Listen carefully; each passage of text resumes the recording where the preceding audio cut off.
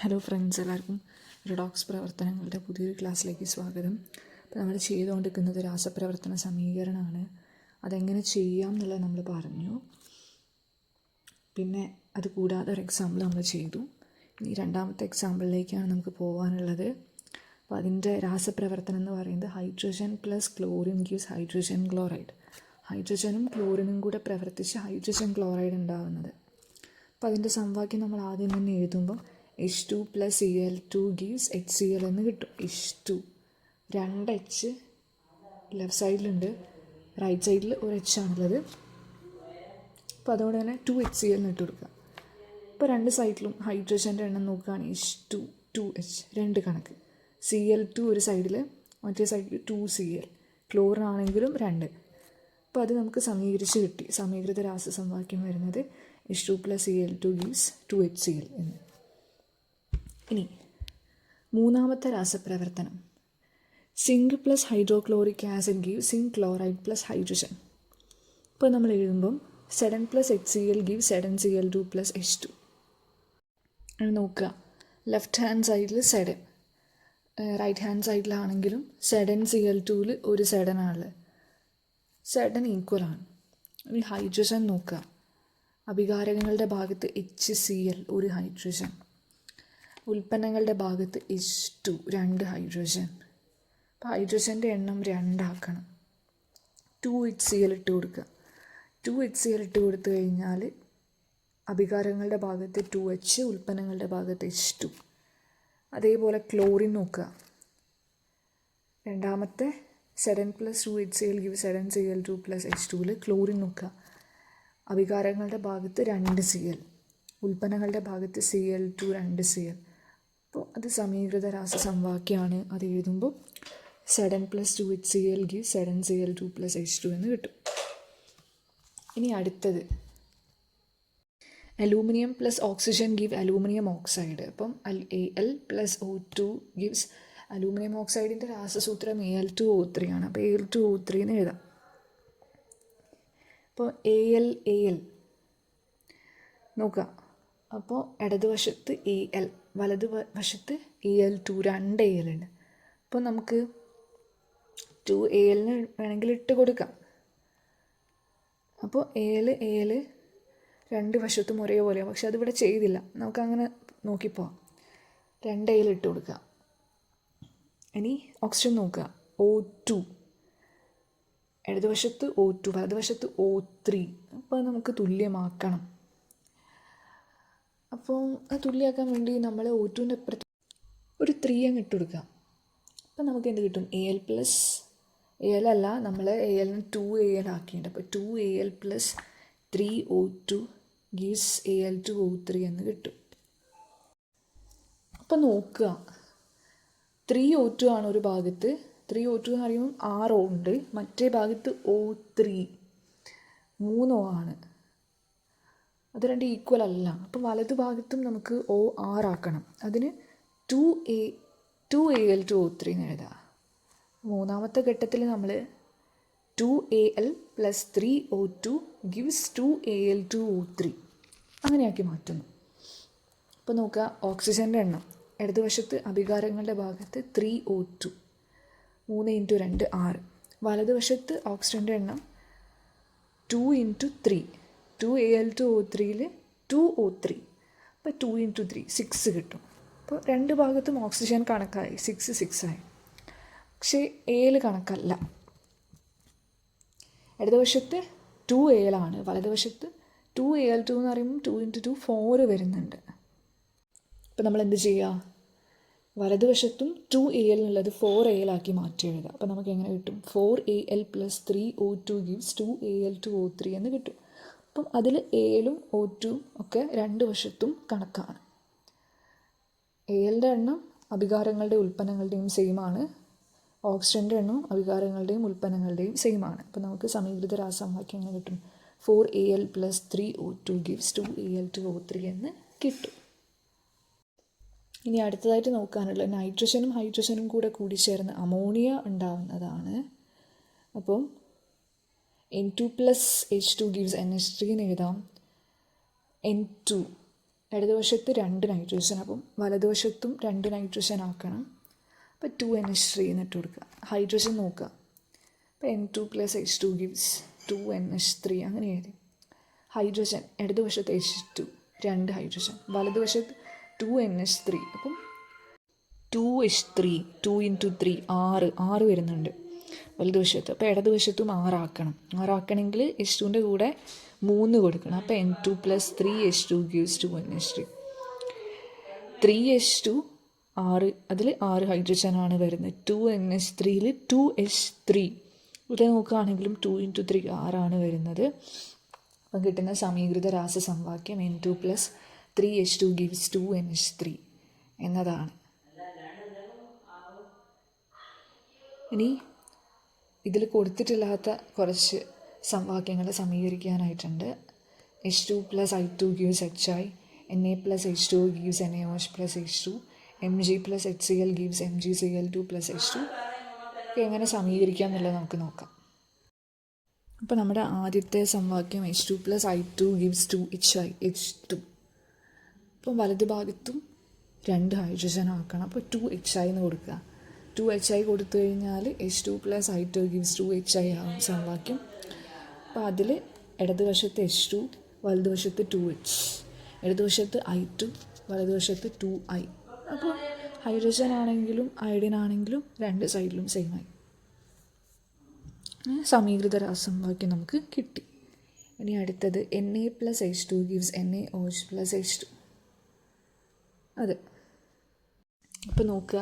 Na ഇടതുവശത്ത് Na, വലതുവശത്ത് Na, ഇടതുവശത്ത് H2, വലതുവശത്ത് നോക്കുമ്പം NaOH H ഉണ്ട്, അതിൻ്റെ കൂടെ ഒരു H2 ഉണ്ട്. അപ്പം 3 ഹൈഡ്രജൻ അവിടെ വരുന്നുണ്ട്. അപ്പം ഹൈഡ്രജൻ്റെ എണ്ണം ഈക്വൽ ആക്കണം.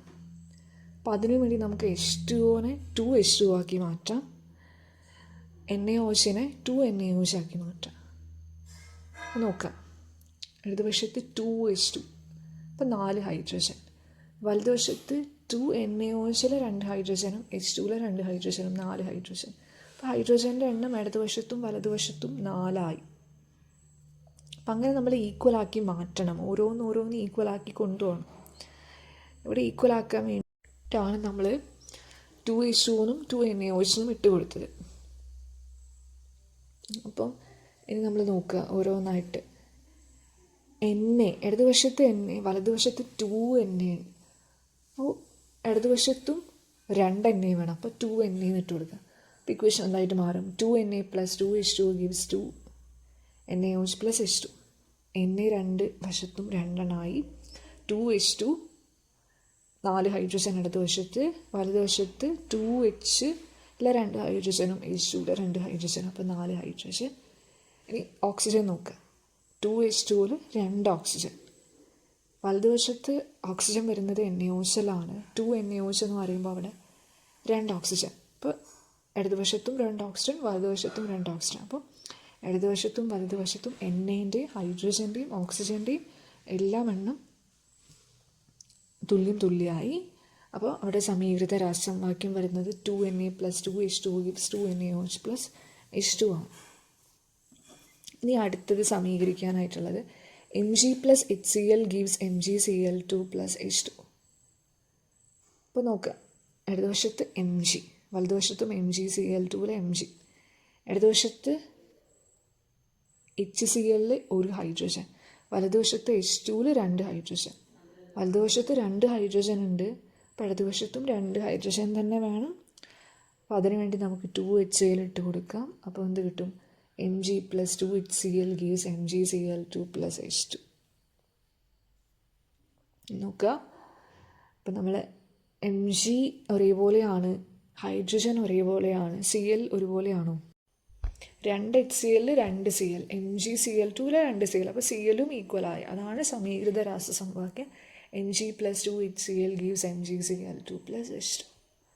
അപ്പം ഇത്രയും എക്സാമ്പിൾസ് നോക്കിയതിലൂടെ രാസപ്രവർത്തന സമീകരണം നിങ്ങൾക്ക് ക്ലിയർ ആയി എന്ന് വിചാരിക്കുന്നു. ഇനിയും കൂടുതൽ എക്സാമ്പിൾസ് നെറ്റിലൊക്കെ നോക്കി ബുക്കിലൊക്കെ നോക്കി കണ്ടുപിടിച്ച് ചെയ്ത് നോക്കുക. ഇത് ചെയ്ത് പ്രാക്ടീസ് ആയിക്കഴിഞ്ഞാൽ വളരെ പെട്ടെന്ന് ചെയ്യാനായിട്ട് പറ്റുന്നതാണ്. ഇനി രാസസമവാക്യങ്ങൾ എങ്ങനെയാണ് വളരെ കൃത്യമായിട്ട് എഴുതുന്നത്? കൃത്യമായിട്ട് രാസസമവാക്യങ്ങൾ എഴുതുമ്പം എന്തൊക്കെ വേണം? ഒരു രാസസമവാക്യം എന്ന് പറയുമ്പോൾ അതിൽ അഭികാരങ്ങൾ ഉണ്ടാവും, ഉൽപ്പന്നങ്ങൾ ഉണ്ടാവും. ഏതൊക്കെ അഭികാരങ്ങൾ ചേർന്നിട്ടാണ് ഏതൊക്കെ ഉൽപ്പന്നങ്ങൾ ഉണ്ടാവുമെന്ന് നമുക്കത് നോക്കിക്കഴിഞ്ഞാൽ മനസ്സിലാവും. അപ്പം അത് കൂടാതെ ഈ രാസസമവാക്യങ്ങൾ എഴുതുമ്പം അഭികാരങ്ങളുടെയും ഉൽപ്പന്നങ്ങളുടെയും ഭൗതികാവസ്ഥ ഖരമാണോ, ദ്രാവകമാണോ, വാതകമാണോ എന്നുള്ളത് പറഞ്ഞിരിക്കണം. ഖരമാണെങ്കിൽ ബ്രാക്കറ്റിൽ താഴെ എസ് എന്ന് കൊടുക്കണം, ദ്രാവകമാണെങ്കിൽ എൽ എന്ന് കൊടുക്കണം, വാതകമാണെങ്കിൽ ജി എന്ന് കൊടുക്കണം. പിന്നെ ഊർജ്ജമാറ്റം, ഇപ്പോൾ താപമാണെങ്കിൽ താപം ആഗിരണം ചെയ്യുകയാണോ പുറത്ത് വിടുകയാണോ? താപം ആഗിരണം ചെയ്യുകയാണെങ്കിൽ അഭികാരങ്ങളുടെ കൂടെ പ്ലസ് താപം കൊടുക്കണം, താപം പുറത്ത് വിടുകയാണെങ്കിൽ ഉൽപ്പന്നങ്ങളുടെ കൂടെ പ്ലസ് താപം കൊടുക്കണം. പിന്നെ ഉൽപ്രേരകങ്ങൾ ഉണ്ടെങ്കിൽ ഉൽപ്രേരകം ഏതാണെന്നുള്ളത് ആരോൻ്റെ മുകളിൽ എഴുതണം. ഇങ്ങനത്തെ കാര്യങ്ങളൊക്കെ ഒക്കെയാണ് എഴുതേണ്ടത്. അപ്പോൾ ഇതിനൊരു എക്സാമ്പിൾ ഇവിടെ കൊടുത്തിട്ടുണ്ട്. N2 gas plus 3H2 gas gives 2NH3 gas plus താപം. ആരോൻ്റെ മേലെ ഉൽപ്രേരകമായിട്ടുള്ള അയൺ എഴുതിയിട്ടുണ്ട്. താപം പുറത്ത് വിടുകയാണ്, അതുകൊണ്ട് പ്ലസ് താപം എന്ന് എഴുതിയിട്ടുണ്ട്. പിന്നെ മൂന്നും ഗ്യാസ് ആയതുകൊണ്ട് ബ്രാക്കറ്റിൽ ഗ്യാസ് എന്ന് എഴുതിയിട്ടുണ്ട്. ഓക്കെ, ഇനി ഓക്സീകരണവും നിരോക്സീകരണവും എന്താണ് എന്നാണ് നോക്കാനായിട്ടുള്ളത്. നമുക്കറിയാം രാസബന്ധനം ഉണ്ടാകുന്ന സമയത്ത് അതിൽ ആറ്റങ്ങൾ ഇലക്ട്രോണിനെ കൊടുക്കുക അല്ലെങ്കിൽ വാങ്ങുകയൊക്കെ ചെയ്യുന്നുണ്ട്. അപ്പോൾ അത് വെച്ചാണ് നമ്മൾ ഈ ഓക്സീകരണവും നിരോക്സീകരണവും പറയാൻ പോകുന്നത്. സോഡിയം ക്ലോറൈഡിൻ്റെ രൂപീകരണം നമ്മൾ കണ്ടതാണ്. അതെങ്ങനെയാണ്?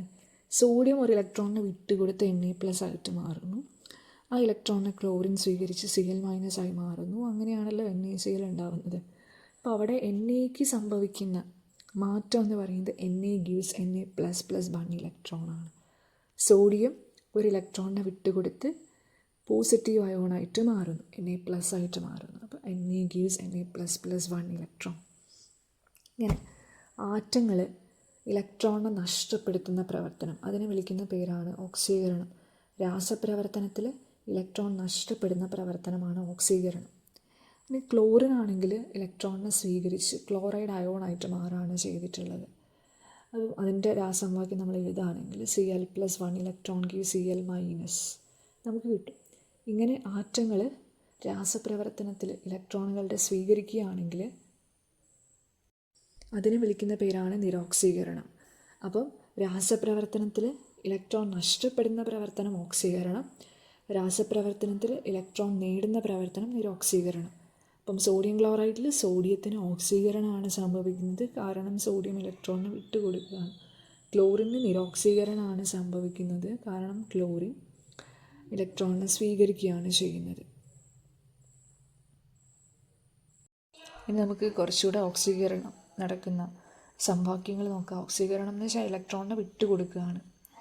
അപ്പോൾ അത് എത്ര ഇലക്ട്രോണിനെ വേണേ ആവാം. 1 ഇലക്ട്രോണിനെ ആവാം, 2 ഇലക്ട്രോണിനെ ആവാം, 3 ഇലക്ട്രോണിനെ ആവാം, കൂടുതൽ ഇലക്ട്രോണുകളെ ആവാം. അപ്പം അതിൻ്റെ കുറച്ച് എക്സാമ്പിൾസ് നോക്കാം. K gives K++1 ഇലക്ട്രോൺ, ഒരു ഇലക്ട്രോണിനെ വിട്ടുകൊടുത്ത് പൊട്ടാസ്യത്തിന് ഓക്സീകരണം സംഭവിച്ചു. Ca gives Ca2++2 electron, Mg gives Mg2++2 electron, gives Zn2++2 electron, aluminium gives Al3++3 electron. അപ്പോൾ ഇതൊക്കെ ഓക്സീകരണത്തിന് എക്സാമ്പിളാണ്. പൊതുവേ ഇപ്പോൾ ഇതൊക്കെ നോക്കുകയാണെങ്കിൽ ലോഹങ്ങളാണ്, ലോഹങ്ങൾക്കാണ് പൊതുവേ ഓക്സീകരണം സംഭവിക്കുക. നിരോക്സീകരണം പൊതുവെ അലോഹങ്ങൾക്കാണ് സംഭവിക്കുക. നിരോക്സീകരണം എന്ന് പറയുന്നത് എന്താണ്? ഇലക്ട്രോണിനെ സ്വീകരിക്കലാണ്. അപ്പോൾ അത് നേരത്തെ പറഞ്ഞ പോലെ 1 ഇലക്ട്രോൺ ആവാം, 2 ഇലക്ട്രോൺ ആവാം, 3 ഇലക്ട്രോൺ ആവാം, അതിൽ കൂടുതൽ ഇലക്ട്രോണുകളാവാം. അതിൻ്റെ കുറച്ച് examples: F+1 electron gives F-, Cl+1 electron gives Cl-, Br+1 electron gives Br-, Oxygen+2 electron gives O2-. ഇപ്പോൾ 2 ഇലക്ട്രോണിനെ സ്വീകരിക്കുമ്പോൾ 2 നെഗറ്റീവ് ചാർജ് കിട്ടുന്നുണ്ട്. അതാണ് O+2 ഇലക്ട്രോൺ ഗീവ്സ് O2- എന്ന് കിട്ടിയത്. നമ്മൾ നോക്കിയാൽ മനസ്സിലാവും ഇതൊക്കെ അലോഹങ്ങളാണ്. അപ്പോൾ അലോഹങ്ങൾക്കാണ് പൊതുവേ നിരോക്സീകരണം സംഭവിക്കുന്നത്. ഇനി അയോണുകൾക്ക് ഓക്സീകരണവും നിരോക്സീകരണവും സംഭവിക്കുന്നത് നോക്കാം.